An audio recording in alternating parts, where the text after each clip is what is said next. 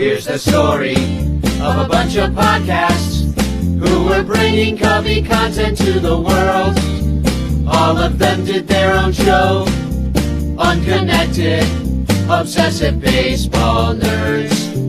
It's the story of a bunch of Cubs fans who are consolidating all their shows. They're uniting, doing it together, so we all can grow. Cup of Cubby Blues combining with Sunranto, baseball rabbit hole and Cubs PS Plus. With Cubs Pod and breaks behind the ivy, they're all teaming up to be the Bleacher Bunch, the Bleacher Bunch. We love the Cubs, that's the way we became the Bleacher Bunch.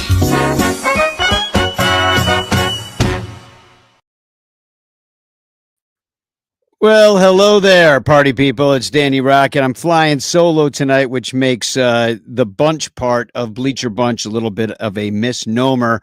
Right now, I'm streaming on Facebook. I'm streaming on YouTube. I'm streaming on Twitch. I'm streaming on X, the artist formerly known as Twitter. And I'm also streaming live right here on my little TikTok-y machine. You see my ring light there. And hi, TikTok, say hi to the StreamYard. StreamYard, say hi to TikTok. So I thought, given the state of the Cubs right now, we might be able to do a little bit of a full-on bitch clock show.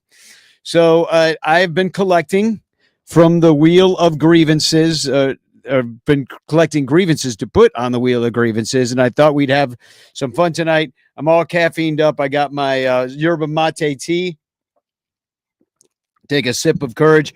I'm over on the TikTok machine. If you prefer to follow Bleacher Bunch over there, make sure you like in all the places you can like things. Make sure you press the heart buttons and the retweets and do all that stuff, and we'll have a little bit of fun tonight.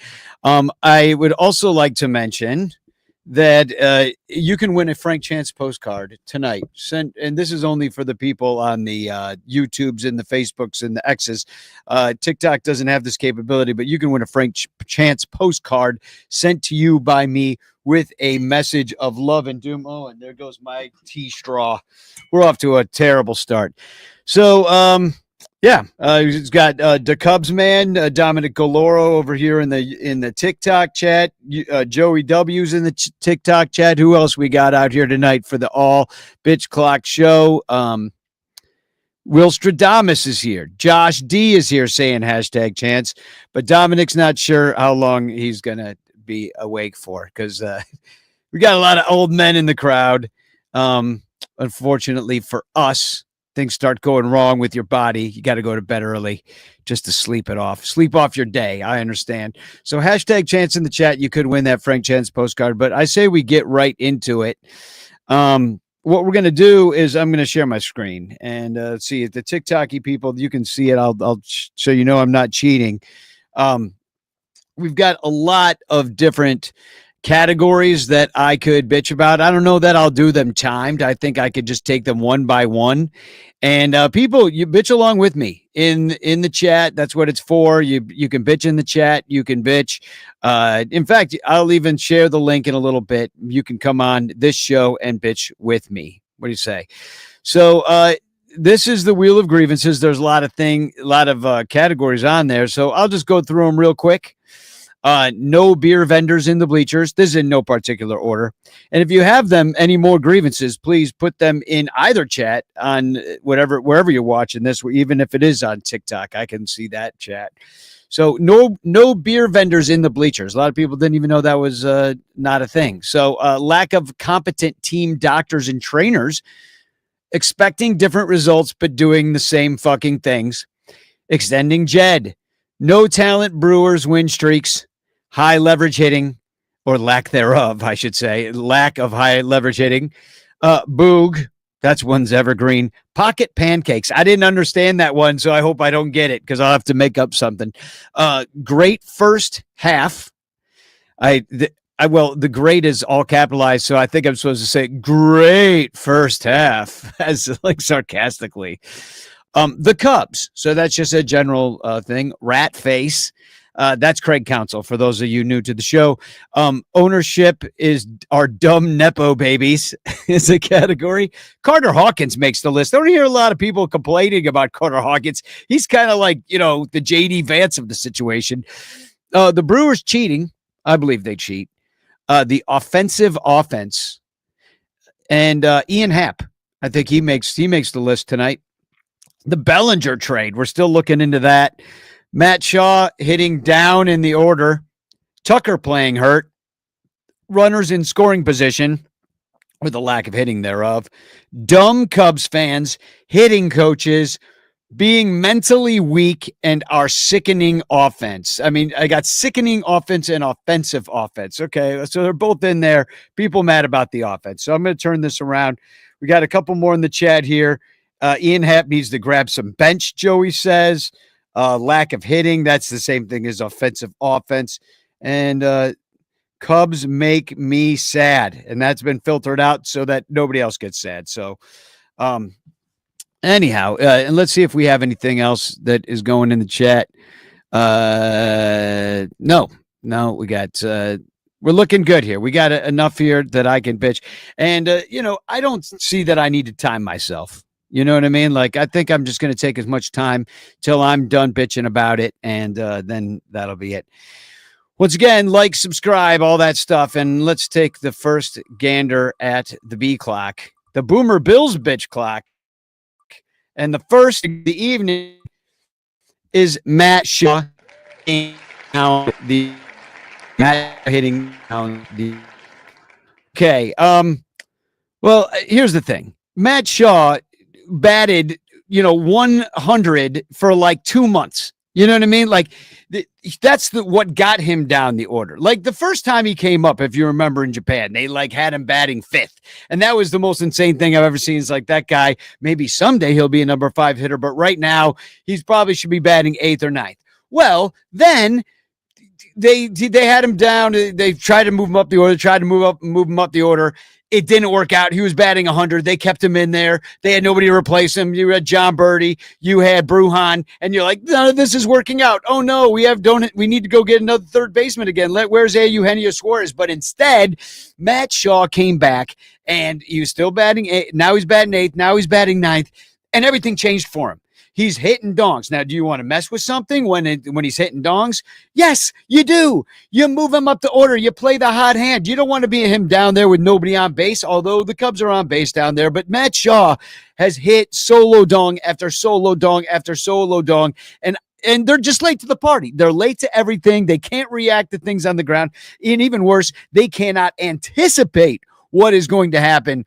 When Matt Shaw got his new leg kick, they should have known right then and there that Matt Shaw was going to hit freaking dingers and do great things for the Cubs. But what is it going to take? 1 month, 2 months of being hot to get moved up the order? I don't know. You're late to the party, Chicago Cubs. Get with it. Matt Shaw's your number 6 hitter. Move him up the order. Drop down all the other clowns. They should all be batting 9th except for Matt Shaw.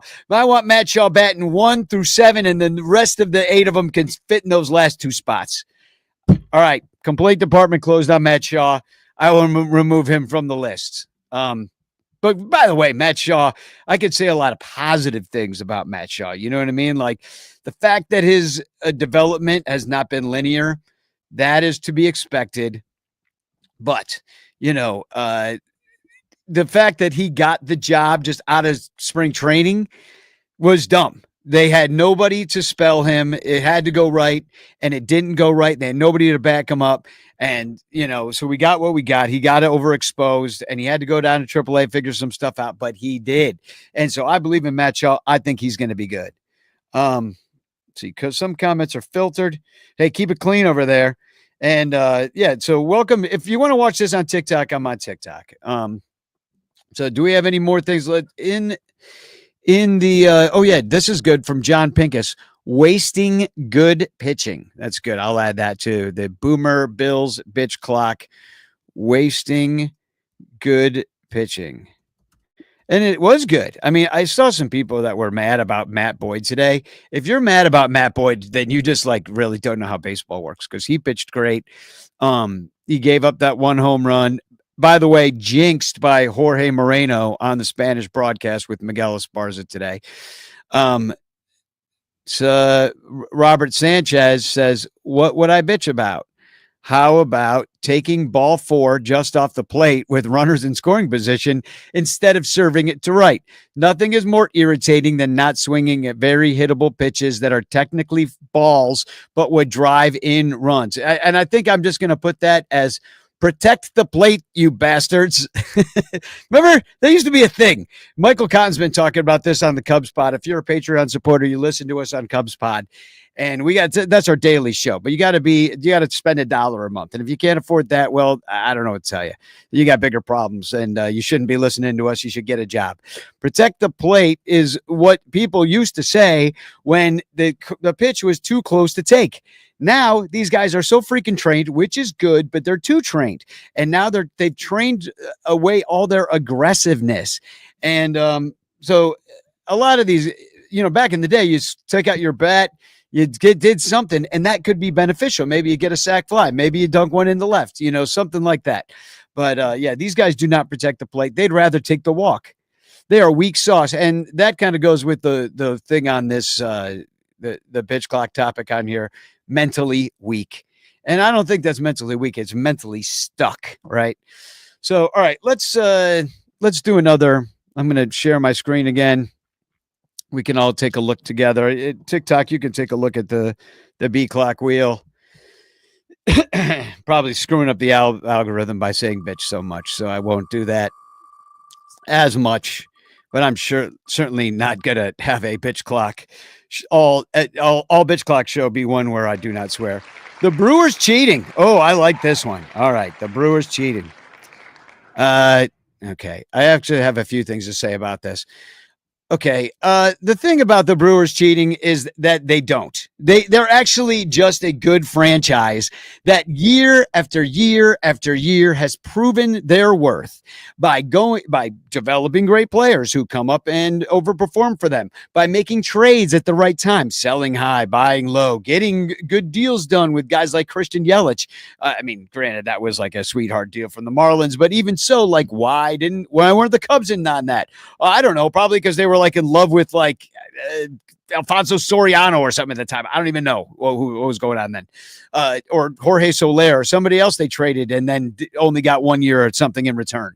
Because if you look at where this team is, where the Cubs are right now after a 5-year rebuild, as to where the Brewers have just been with different players the entire time, like you would think we'd have this plethora of incredible players from the Cubs that are now emerging from the minor leagues. That has happened to a little bit of an extent, with Pete Crow Armstrong having a great first half and whatnot, making trades for young guys like Michael Busch, who actually is a little older than your average rookie. But the Brewers, they always manage to figure it out. Like, who's that guy? Andrew freaking Vaughn? Turn him into a freaking MVP after he was a White Sox discard? That's ridiculous. Who does that? The Brewers do it every single freaking year. We steal their manager, doesn't matter. Here comes Pat Murphy doing even better than Craig Ratface Counsell does. So the fact of the matter is the Brewers don't cheat. They're just good at it. I don't want to hear anything about the Cardinals, Brewer, devil magic screwing our shit up. It's not a thing. It's not a thing that happens. It's just competence. We have an incompetent staff, general front office staff that are a bunch of Nepo baby morons. What can I say?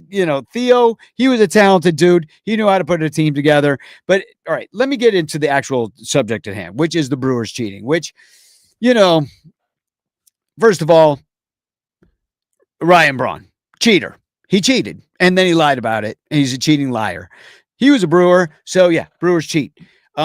There's some suspect things going on a little bit with the fans, I'd say, at Miller Park. They got some strangely suspicious home road offensive splits. And I know that you always do a little bit better in your home ballpark, but the Brewers suspiciously so.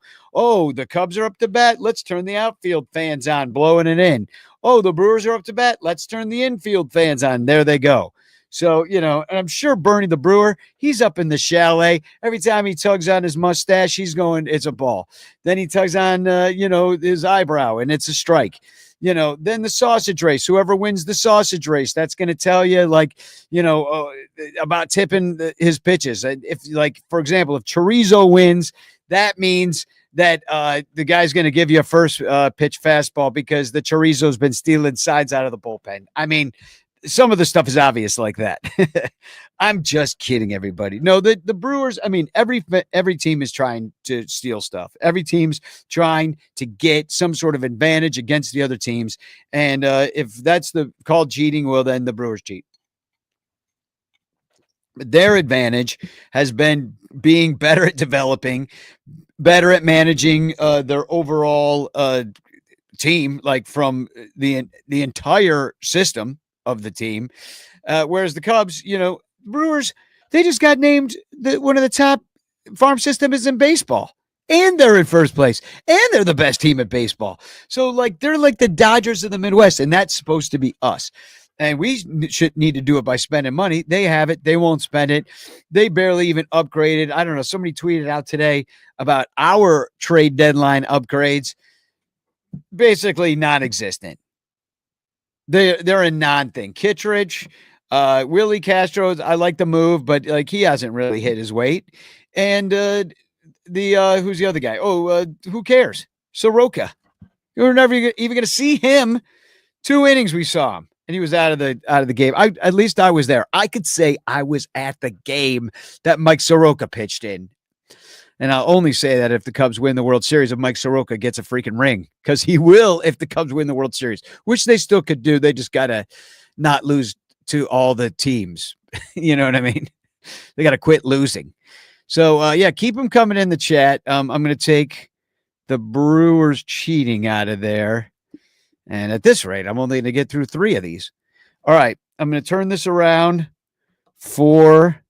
But you know what? I'm going to share the link in the chat too right now, that if you would like to come on and take a spin of the bitch clock wheel, that I will invite you to the Sun Ranto Bleacher Bunch studios here, and just click on the link, and you'll be in the green room, and I will bring you on screen, and you can bitch along with me. So, all right, let's see what we get now. Spinning the wheel.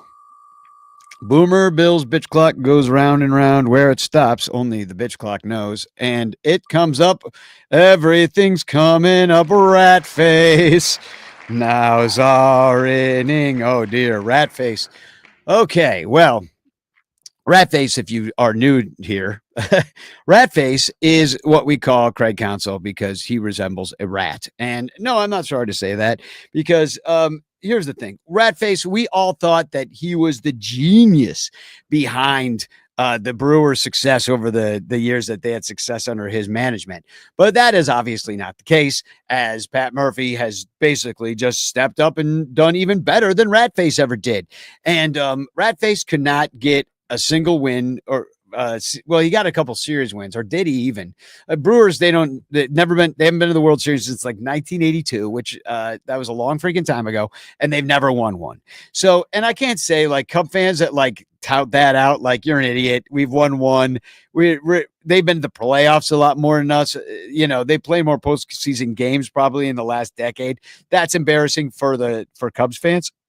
So I wouldn't be pulling that out. Let's not be those Cardinal fans, but Ratface is just a yes man. Yeah, that's why he was hired. That's why Jed was hired. It's the same thing. You got Ricketts up top. He's like, I'm going to get the best guys, the smartest guys in the room, and then I'll be at least set my own floor as being relevant. And that's all he really cares about. Are the cup snakes getting made in the bleachers? Can I charge an extra $2 next year for everything in the ballpark? Can I gouge? That's all he cares about. There's a bottom line situation. The Ricketts have higher ambitions. Ratface just fits right into that corporate structure that the Cubs have built for themselves. He's got a little binder that they give him. Here's your freaking lineup.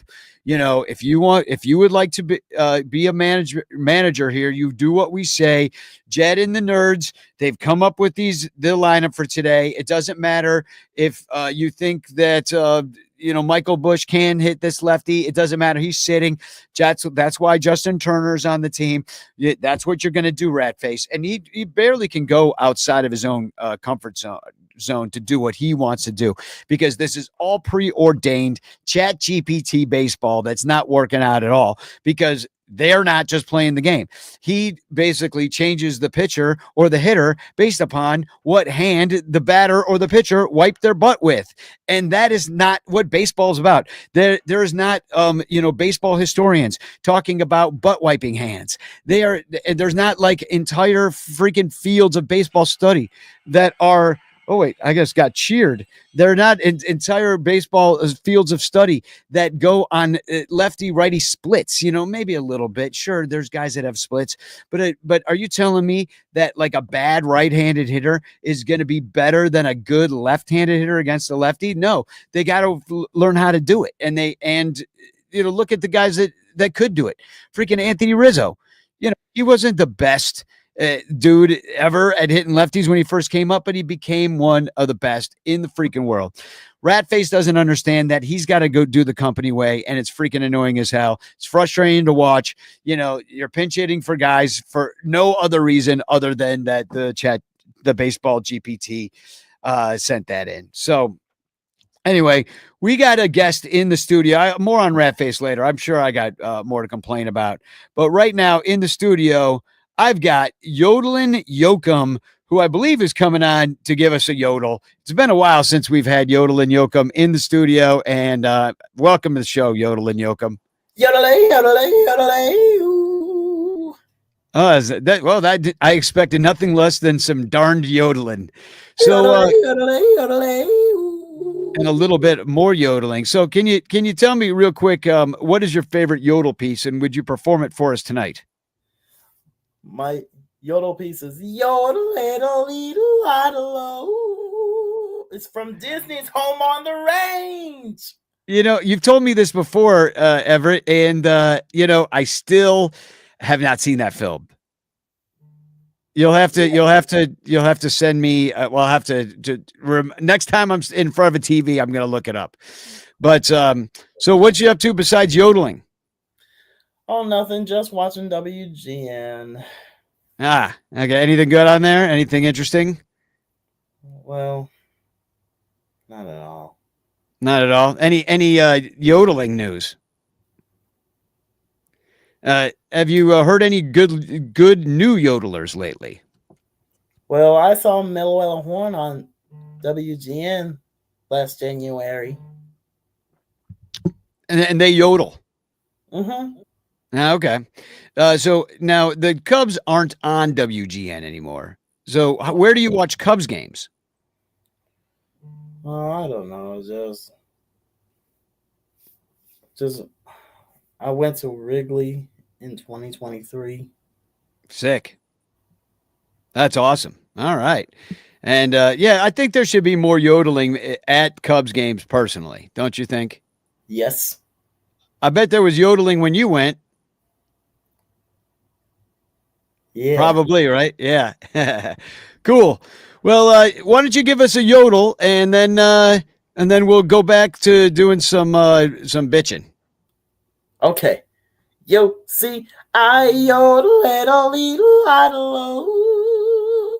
The sweetest way of resting yet devised. Because when I yodel, resting yet devised.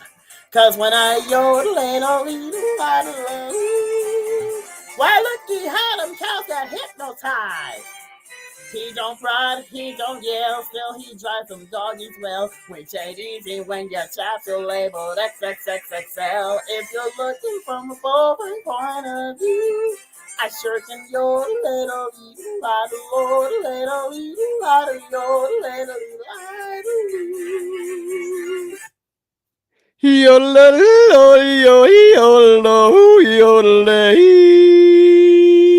Thanks for coming on, Yodelin Yoakum. Great seeing you. Peace. Love that guy. Yeah, I don't know how we got connected, but he's been coming on this show for a while. Every now and again, he shows up. Every time I drop a link, and if Yodel and Yoakum can come on and randomly yodel, you can come on and do the B clock, and complain about something comes related. You don't even have to spin the clock unless you'd like to, but I will. Yet once again, I was on Ratface, and I had more to say on the matter, and that is this. Ratface is a rat think. And the reason is because he is a local Milwaukeean.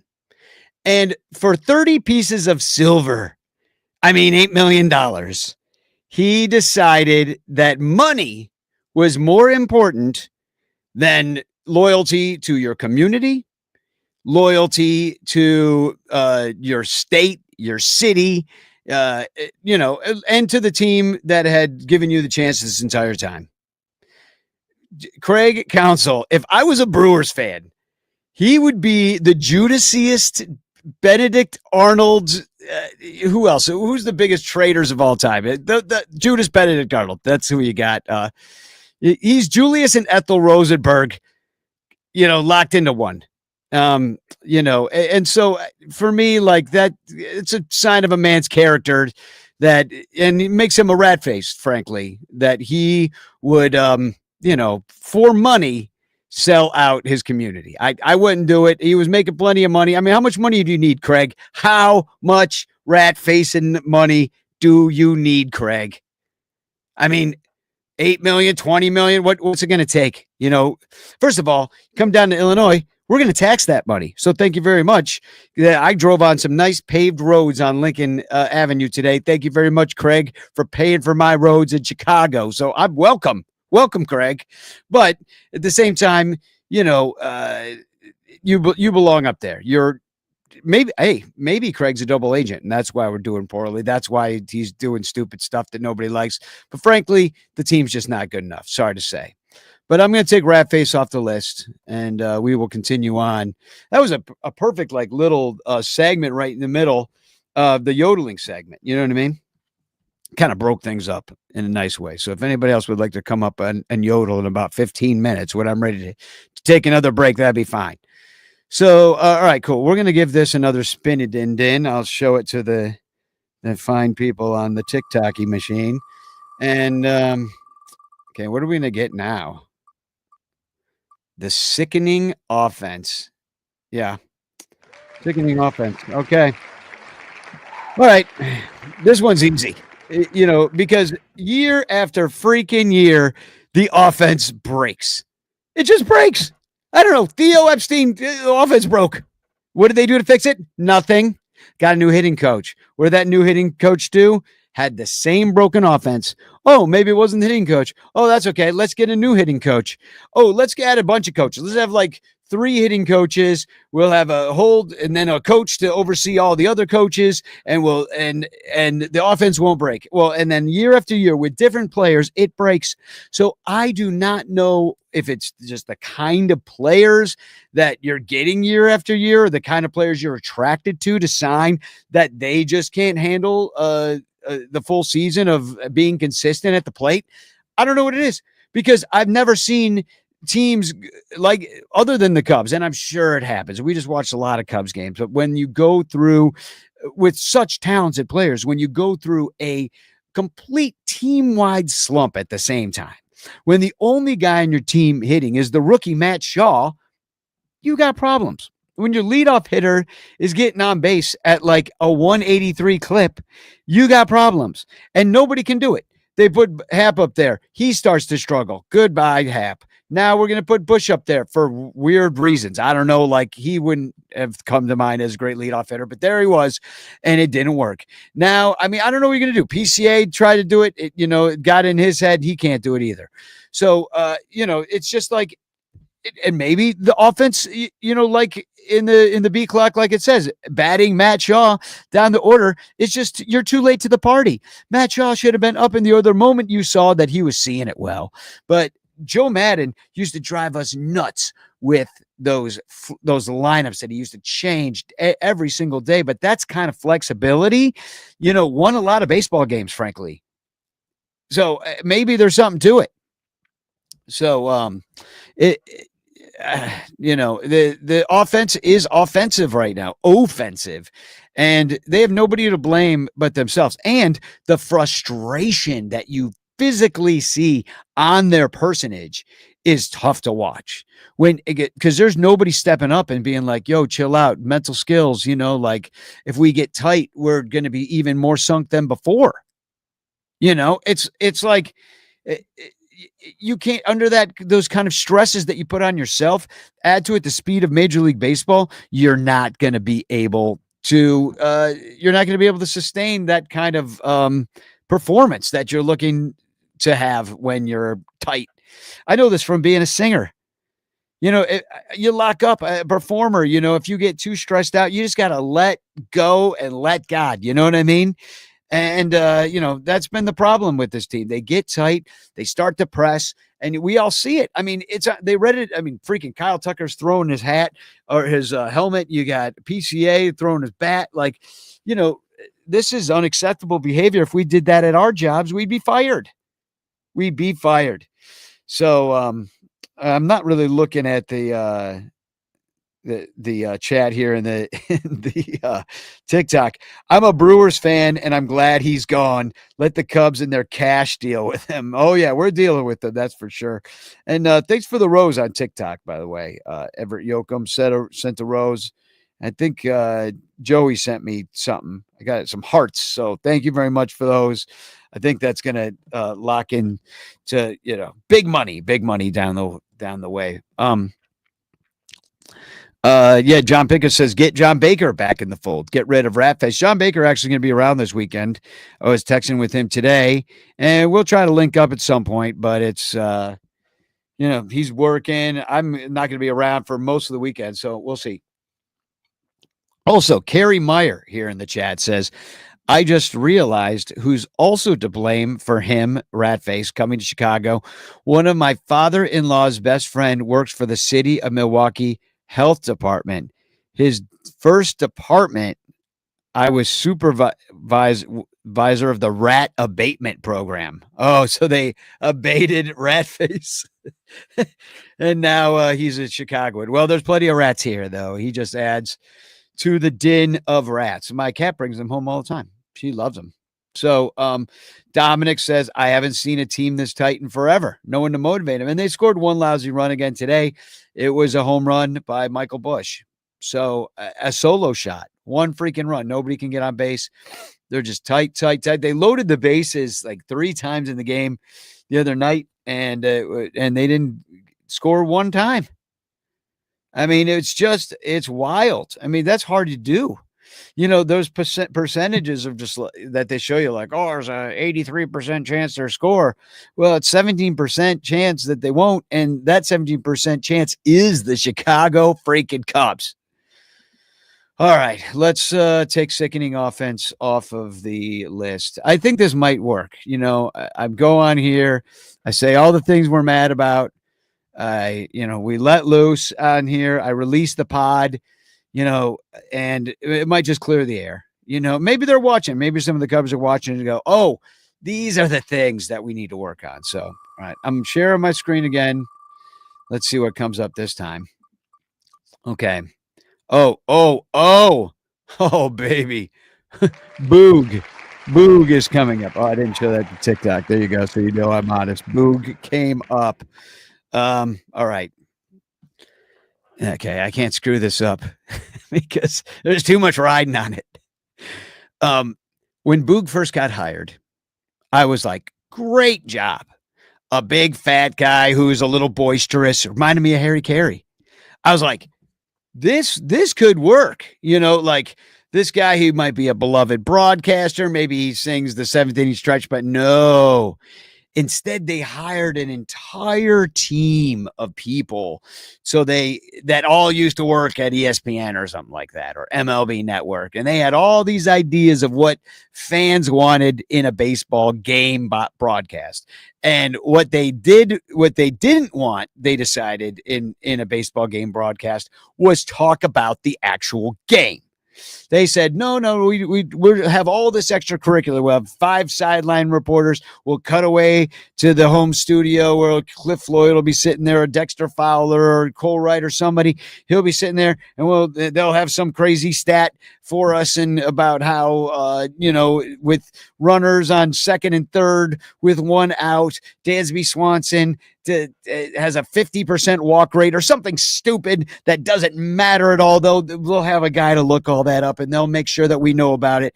And then we'll go over to Taylor McGregor, who's showing you this special kind of hot dog that has an American flag in the middle of it, made out of freaking ketchup and blue relish or something, for 4th of July. And then we're going to go over, and it's just like thing after thing after thing after thing, extracurricular. And then there's the shoe talk, and then there's the freaking JD dad jokes and stuff. Anyway, I was watching this stuff for a while, and I just couldn't anymore. I'm like, they're not talking about the game. I'm trying to watch the game. If I want to hear about what's happening in the game, I cannot watch Marquee, because they're not even going to tell. When they do tell me information, they're not even going to give me anything that's relevant. So that's me complaining about Marquee. How Boog fits into this is that he's just simply not a Cubs fan. He could give 2 freaking shits whether the Cubs win or lose, as long as he gets to see Taylor's feet that day. And, frankly, it's sickening. His flirtation with Taylor McGregor sickens me. Okay. If I was, her boyfriend or her girlfriend or her brother or dad or somebody close to her, I would be annoyed.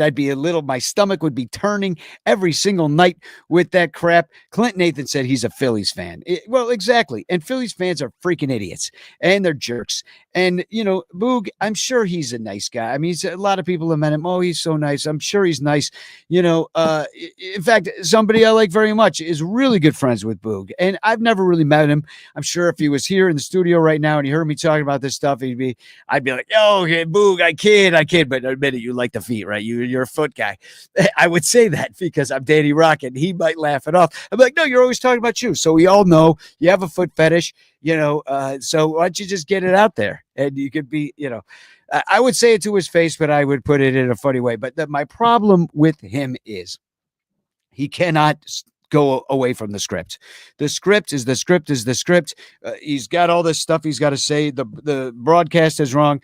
And, and at this point, him being ubiquitous on all these other things like basketball, and then he's gone, and then he's, on MLB The Show, and then, and he also talks about the other teams so much, and he's always like name dropping about guys I don't care about, like, hey, remember him on the 85 Pirates? It's like, no, nobody remembers him on the 85 Pirates, and this isn't fun to do with you. Like, it's fun to do with your buddies in the bar, but I know somebody told you, like, hey, maybe if you bring up Kent DeCulvey and his glasses, that, some old man like me was sitting on the couch and be like, oh, that's cool. But instead it comes off false.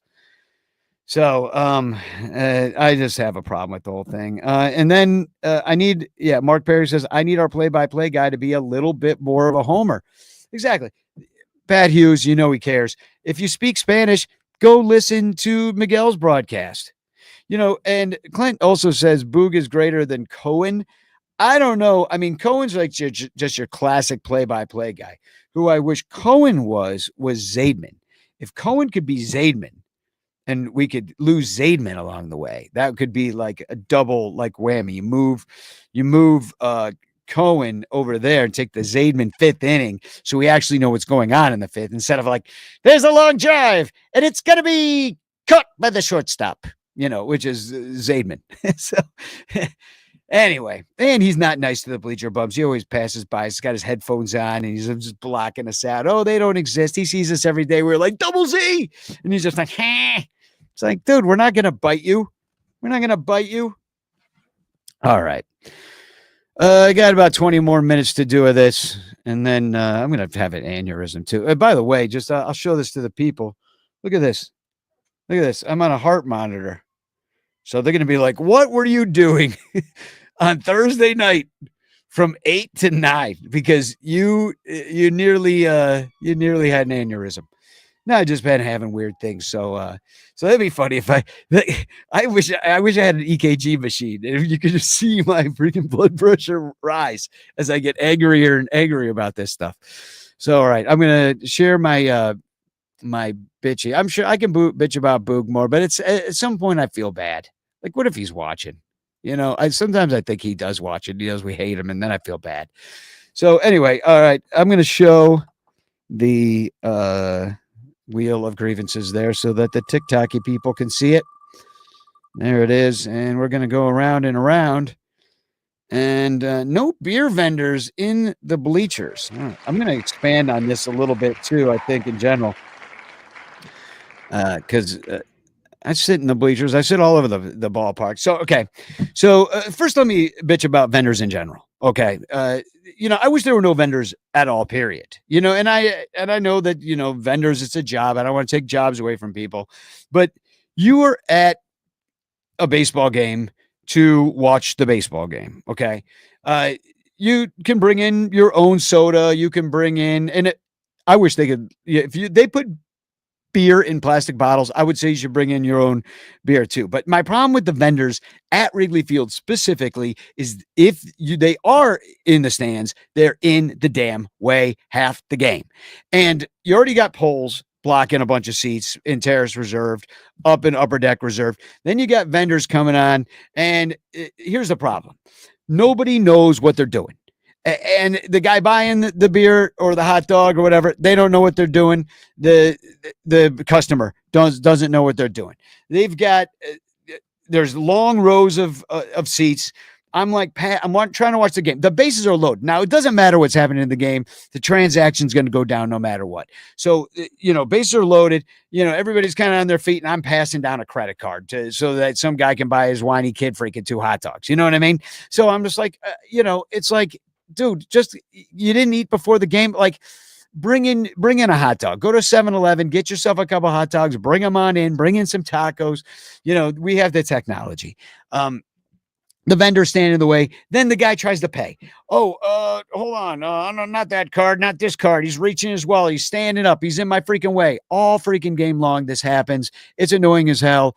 And then add that to the bleachers. Those bleachers are so steep.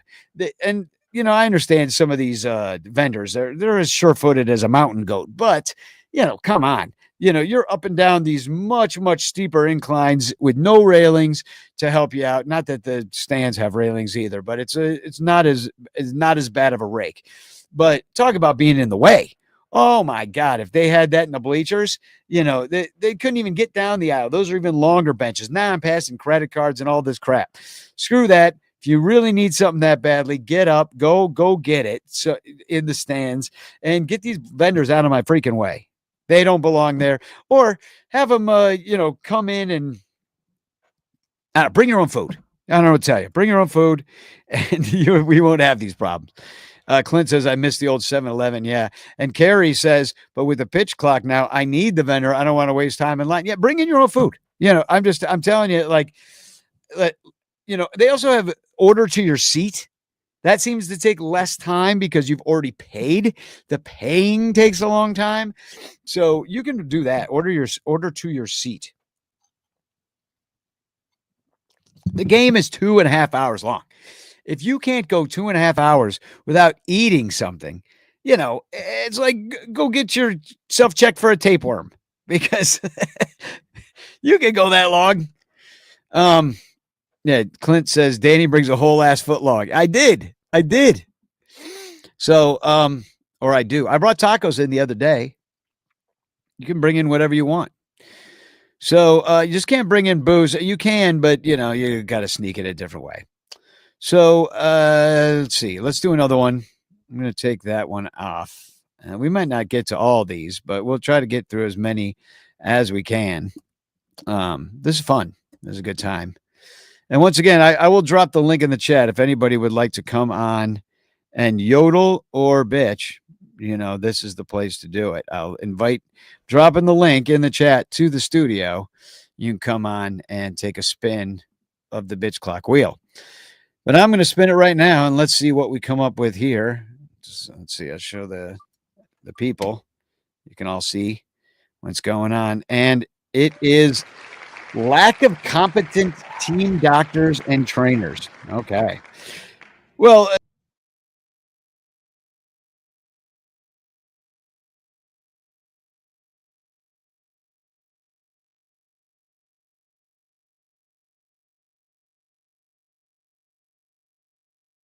that? Who has emergency surprise surgeries? And all of a sudden we find out that he's been like dealing with this what is it called? Not the solar plexus. What I always want to call it, the oblique thing the whole time. Then they like snap something and heal him up. Then you got he's playing on a broken leg the year before that. We got Nico Horner out there with a broken hand. We got Kyle Tucker, who hasn't been the same since he slid into second base and jammed his finger. We've got Amaya, who comes back. I mean, this guy covered this dude in bubble wrap. Jesus. He comes out and he's, first of all, his whole early career completely derailed by injury. And he just keeps getting injured over and over and over again. What is going on? Well, how come you can't help keep Miguel Amaya healthy? Now, yesterday he went flying over a base, and that's a little bit different. But yeah, Mark Berry says, I feel so bad for Amaya. Dude is a walking injury. Yeah, I mean, it reminds me of that Simpsons episode when Homer goes down the Grand Canyon, then he goes down it again after he's on the gurney. It's just like, this guy is so snake bit. It's really sad to me. But so many of these guys, and listen, this is an age-old thing in baseball. You play through the injury when you can, especially when you have to. But a lot of the blame has got to go to the fact that we went out there once again without a bench. We did not have dudes to rotate in. You got a freaking full-time DH, or you did, in Seiya Suzuki, and you never rotated. You had nobody to even rotate him until he got into a slump. And we all know that when Seiya Suzuki got that one break, when they gave him like a week off a couple years ago, he came back and he hit like 500 for the rest of the year. It was insane. And they already know that about the guy, and yet they didn't anticipate it and do it. They had nobody to come up. They can't anticipate any of this stuff because there's no backup for the backup. There's not even a backup. So now you poop yourself and you bring up Owen Casey. By the way, he hit the ball well today. That at some point that's going to work out for him. But, Wrigley Field is not a hitter's ballpark right now. If he's up there swinging out of his shoes, thinking it's going to go very far when he gets to Wrigley Field, he's got another thing coming. And that's what all the Cubs are going to find out now that it's September, now that the wind's going to blow in even more. Then it'll be October. It might even be cold. And then what are you going to do? Swing for the fences and have like another 2-1 loss is BS, man. Andy Wells says 0 for 4. Yeah, he was, but he hit the ball well. There was a great play made on him. Otherwise, he would have had his first hit. So, yeah, it's his first game, too. I mean, Owen Casey's a talented hitter. He had a great year at AAA. He deserves to come up here, but he probably should have been up here a long time ago because we've been messing around with freaking John Birdie. Now, I understand that they play two different positions. And we've also been messing around with Vidal Brujan. And I see Joey W in the chat saying, play the kids. Exactly. Where are these guys? Even back in the day when you had Canario, he came up, he hit a grand slam, you sent him back down. Like, what are we doing? I'm not saying, what's his name? Velasquez was the greatest hitter in the world, but same thing. It's like these guys come up, they get a half a chance, they succeed at half the chance, and you don't play them and you don't use them. And it's the same freaking hitter over and over, just like all our bullpen guys. It's the same guy over and over and over. There's just no diversity to it. You know what I mean? So, it's frustrating to watch because these guys are in and of themselves talented, but in the aggregate, it doesn't work out because there's just no diversity to the staff. It's all the same travel ball boy. Like when I was bitching the other day because everybody was so excited. Oh, everybody on the field is a first round draft pick. You know what that says to me? A bunch of coddled freaking wusses. Guys that had everything handed to them the entire freaking time. Coddle. They first round draft pick. Oh, here's $1 million, teenager. Now you're going to, you can take the limo while everybody else is on the bus. That's what that says to me. I want a guy who freaking played baseball with a freaking milk carton mitt. You know what I mean? Who swung at bottle caps with a freaking broomstick. That's who wants this more. You know what I mean? And you see it in the makeup of this team, having no freaking cojones whatsoever. Yeah, Anthony Caminiti says, Cubs' unofficial motto, no diversity to the staff. But But you know who's good with the staff? Reese McGuire. Yeah, baby. I'll be here all week. Literally, I'll be here all week. Okay, 10 more minutes. Let's bring this sucker home. Hashtag chance in the chat if you're and I like what Cole says here too. Our entire team needs to go to therapy. I think that's right. I mean, the physical therapy, mental therapy, I agree with all that. It's like, you know, they look so frustrated right now. And obviously they're more frustrated than even the fans are. The fans are very frustrated. We were riding high. We thought we were going to march to the division and they just disappeared. And that's got to be hard to be really good at something and then to suck at it for like even 2 months. So, and now, and Andy Wells says no discipline. Exactly, because they're flailing at it now. They're flailing at it. Clint says, "Where's Cap? We need him to spin the wheel." I should get Cap, and we'll just do an all B clock episode. All right, I'm going back to the wheel of names. We're gonna spin another one. But yeah, year after year, they have not handled injuries well at all. They let guys play through the worst stuff, and then they suck. And then we find out at the end of the freaking year that the guy was playing hurt the whole time, and it's just like. But we need backups for these guys. We need a deeper team. All right, let's spin this sucker and see what we come up with this time. And I thought I was going to do pocket pancakes. All right, this is all skate. Everyone's skate. The Cubs. I can go anywhere with this. Yeah, the Cubs. Well, let me just tell you, first of all, what's frustrating about being a Cubs fan is that we pack the place no matter what. It's like I want to get tickets for tomorrow.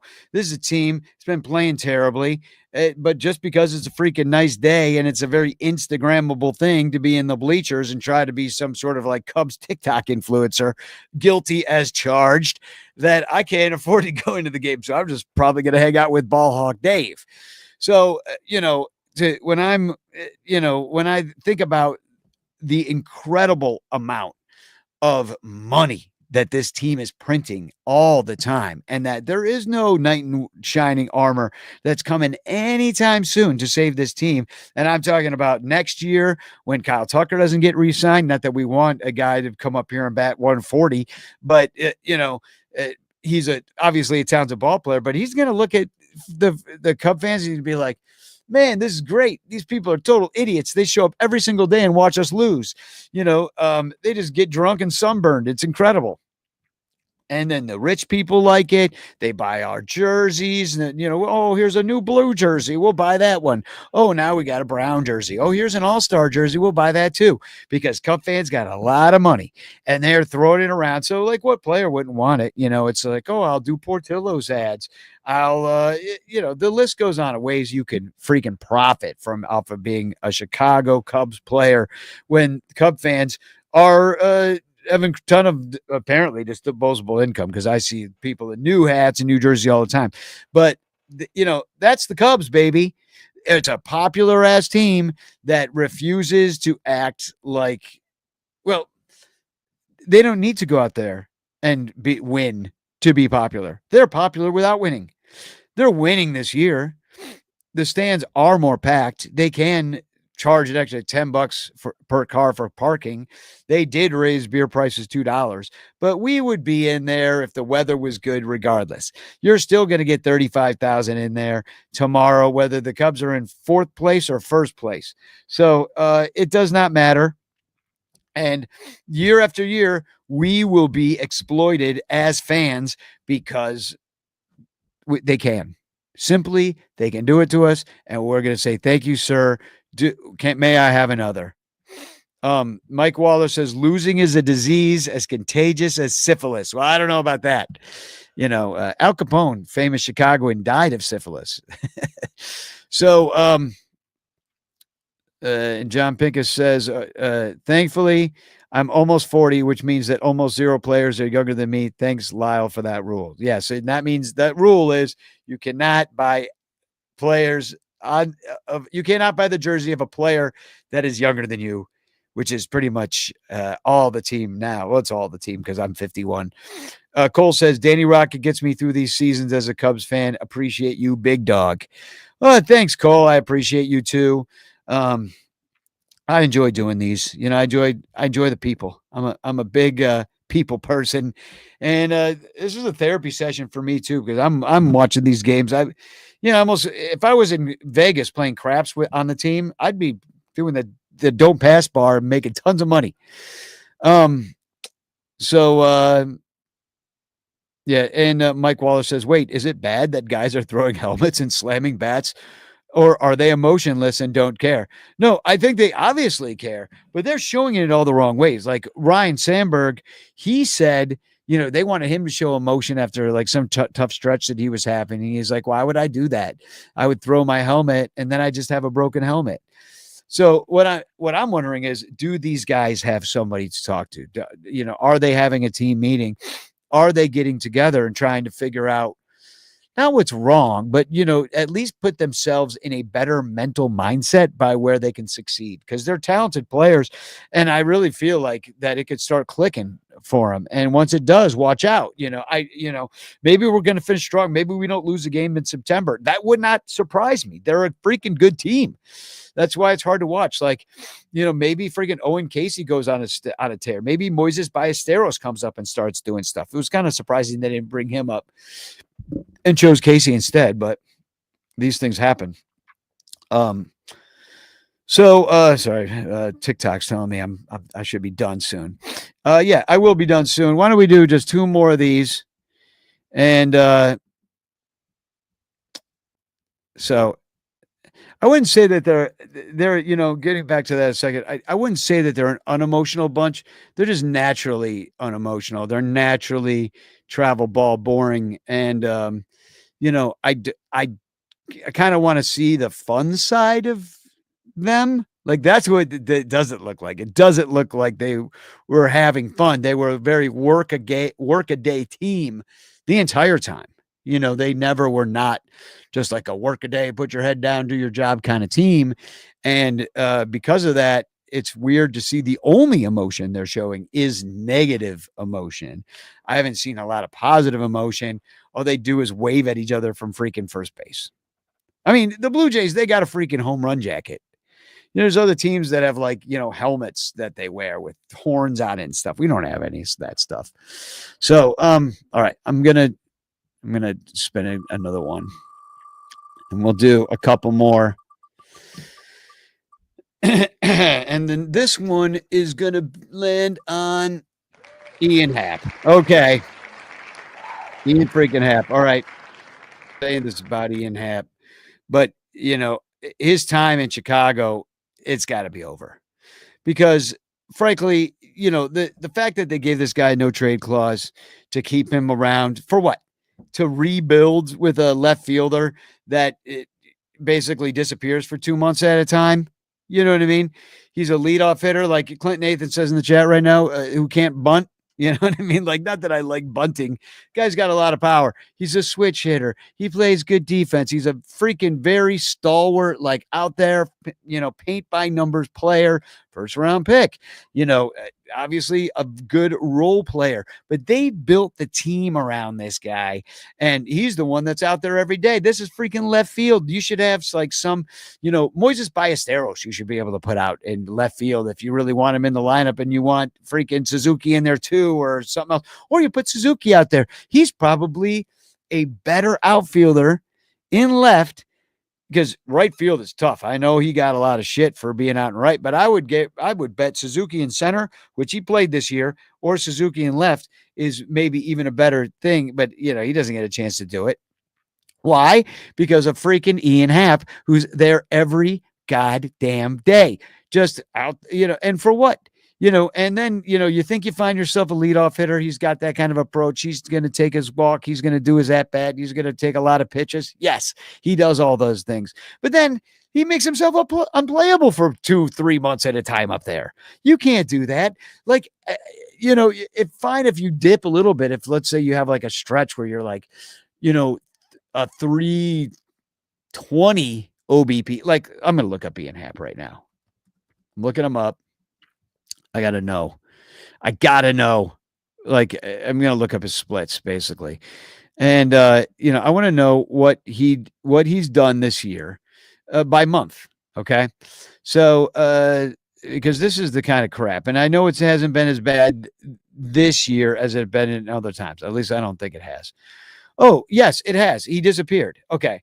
So first of all, he's having an overall bad year. He's only worth 1.8 WAR. You're telling me that's your left fielder. This guy, he's got to be at least worth 3 at this point.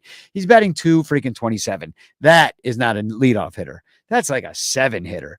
Well, Matt Shaw needs to be hitting higher than Happ. This guy, they got a whole team full of 7 hitters. Dansby Swanson, too. They're all the same guy over and over and over again. So 324 OBP. What did Dexter Fowler have? 400? That's 75 points higher. Okay. Now, because of the way numbers work and the fact that everybody stinks, Ian Happ has at 106 OPS plus. So he is a slightly better than average replacement level player. But that OPS of 710 in what's known as a power position where you hide a guy who can't field but can hit his ass off is where Ian Happ goes every day and completely screws up your roster flexibility. Okay, now I'm looking at his numbers by month. Okay, and I'll just give you his OPSs. Okay, April, March, with a little bit of March, 722. Oh, we'll take that. Okay, May, 684. That's called disappearing. Then June, oh, he's back, 779 OPS. Not quite 800. You're not making any all-star teams with that kind of surge, but we're getting back into it. He hits 9 home runs in June. Okay. He hit 9 home runs in June. He hit the rest of the year so far 7. I think that I got that math right. 7 home runs. And 7 home runs the rest of the year, 9 in June. So great to go. Great June. Way to go. July, he batted 179. Had a 638. Now he's not much better here in August so far, batting 222 but with a 671. At what point do you become unplayable? At what point do you play the kids? At what point does Ian Happ sit? No, we got to not that I want to keep like Baruhan over him, but what's the difference? What's the difference? Anthony Caminiti. Ian Happ is the Jed Hoyer of baseball players. Well put. And Cole says, I miss Alfonso Soriano. Yeah. Yeah. I mean, and his arm was great. And he, was always a threat at the plate. So Cole says, because Danny, half the lineup would be unplayable if we did that. I mean, half the lineup needs to bat 7th, and I don't know how to make that happen. It's some sort of calculitic math. Is that how you put that? Calculitic? If something's full of calculus, I really don't know. Never took calculus. I could sing, so they just kept passing me through math classes. They're like, he's not going to need this. And they were right. I only need to count to 8. So, all right, let's do one more. Okay, this will be the last one of the night, and then I'm going to call it quits, and then we're going to pick a chance winner. Hashtag chance in the chat if you're on YouTube, Facebook, Twitter. All right, Tucker playing hurt. I kind of already did this one, but I'm gonna get into it because that's what I spent. That's what I spend. I spun. I'm sorry, you guys didn't see that out in YouTube land. There it is. Tucker playing hurt. All right, here's the thing about Kyle Tucker. He's in a contract year. He's playing for everything. He's playing for all the marbles right now. Rumors out there, $500 million. He's hearing that stuff. He wants that money, baby. Oh, he wants it so bad. He's so close to getting that contract. He can taste it. And that's a lot of pressure to put on yourself. So he's going to go out there and he's going to play through any kind of injury that he can. Because he's a young guy and he thinks that's what he needs to do. And nobody on the Cubs and their horrible training staff is going to tell him any difference because they got no backup. Their backup for him is Seiya Suzuki, who apparently can't play right field because a ball hit him in the head one time. And you're stuck. You got nobody else to fill that position, really. Right field is tough at the time at this point because you went ahead and you got rid of Cody Bellinger. You're like, oh, we can't have two lefties. No, this is exactly why you have Cody Bellinger on the team right now. Not only does he give you an extra lefty bat, which you'll take all day long, but when PCA is going through his thing right now, he's in there. When you're facing righties, which you're almost always facing, he can take the place of Kyle Tucker, and Kyle Tucker can go play right field, and Ian Happ can sit his ass on the bench. But no, Ian Happ's got to play 162 games a year for no reason. And, so Kyle Tucker, I don't know how they used him in Houston. I'll look him up too. I'm sure he played a lot there as well. And he played in the playoffs. So, that's even more. But he's going to be out there, first round pick. He is waiting his whole life for this since he came up at age 21 in 2018 for the Houston Astros. He's been an all-star this year, last year, the last 4 years he's been all-star. He's been working up to this entire time. And now his batting average is 20 points lower than it was last year. His OPS is 150 points lower than it was last year in Chicago.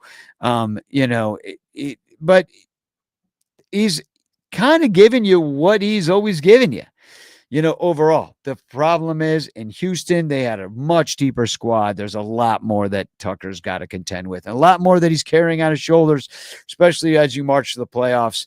And, overall, he's had a really good season, but he has disappeared. I'm going to look up his splits right now as well and tell you how bad it's been, because it really has been awful.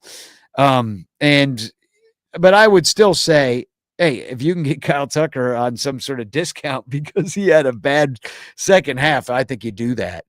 But he's really fallen off a cliff, and it's probably because of the injury, which is what I'm supposed to be bitching about. But his OPS has dropped from 982 in June to 675. That's a over 300-point drop. Now it's 417. That's nearly cut in half in August. So I don't know what this guy needs. Maybe that's why they brought Owen Casey up. Mark Perry says put Casey in the outfield. Exactly. Might as well play him. I was shocked to see Owen Casey in the game today. Shocked. Because freaking Alexander Canario came up and he did not play for 2 weeks. I swear to God. Maybe he got one at bat at the end of a blowout. And I was sure they were going to give Owen Casey the exact same treatment, but they did not. He came up. He got 4 at bats. Didn't do anything with it, but except for hit the ball, which is better than some of these other guys. But, oh, my God, I was just flabbergasted when I saw that they actually played Owen Casey.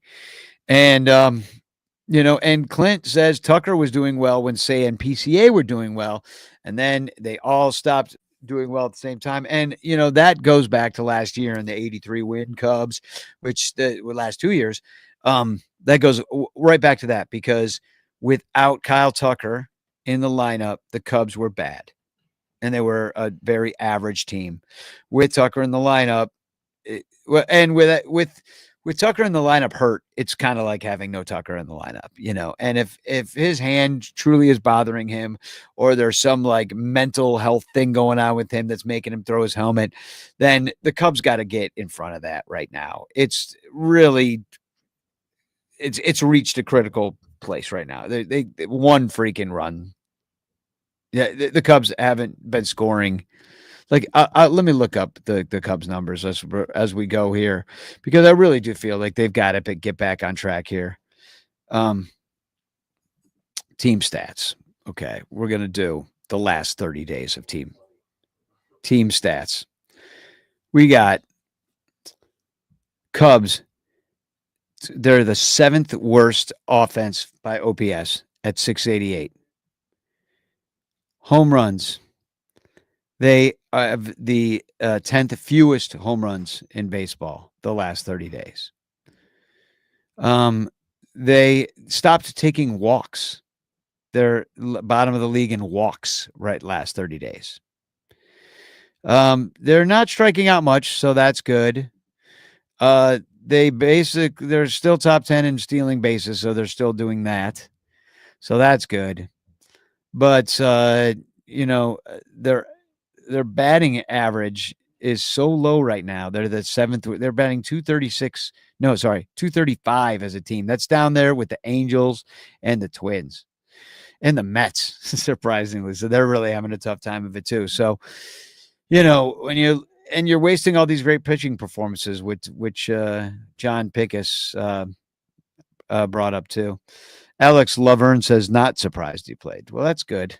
I'm just judging by what the Cubs have done in the past. I was surprised, so pleasantly surprised too. So I'm glad. So hashtag chance in the chat, and this was fun. I like doing these by myself. I don't have to listen to anybody or wait for somebody else to talk. I just talk by myself for an hour and change, and call it a night. So hashtag chance in the chat if you're nasty, and then you can watch this too on the TikTok machine, so you can see who wins here. And yeah, we're gonna give away this Frank Chance postcard. I sent a bunch out, so if you're expecting one, it's coming. Also, if you bought a Ranter hat, it's also coming in the mail because those got sent out as well. So here we go. We're gonna pick a chance winner. Who's it gonna be? And the winner is Little Yumper. Congratulations. You've won. In fact, I think I just sent you a chance postcard in the mail, and now you are going to get another one. So there's the show. There's the Bleacher Bunch. Not very bunchy right now. Just me. Imagine it's like when, the rest of when the family, the Bleacher Bunch, the Bradys, when they would go on vacation and leave Alice in the home alone, she'd have Sam over, something like that.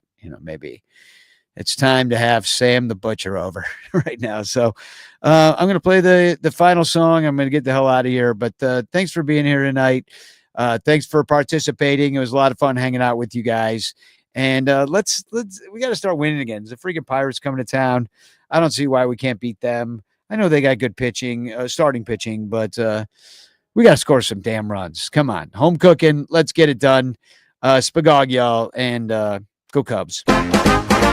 Here's the story of a bunch of podcasts who were bringing Cubby content to the world. All of them did their own show. Unconnected, obsessive baseball nerds. It's the story of a bunch of Cubs fans who are consolidating all their shows. They're uniting, doing it together, so we all can grow. Cup of Cubby Blues combining with Sunranto, Baseball Rabbit Hole and Cubs PS Plus. With Cubs Pod and Breaks Behind the Ivy, they're all teaming up to be the Bleacher Bunch, the Bleacher Bunch.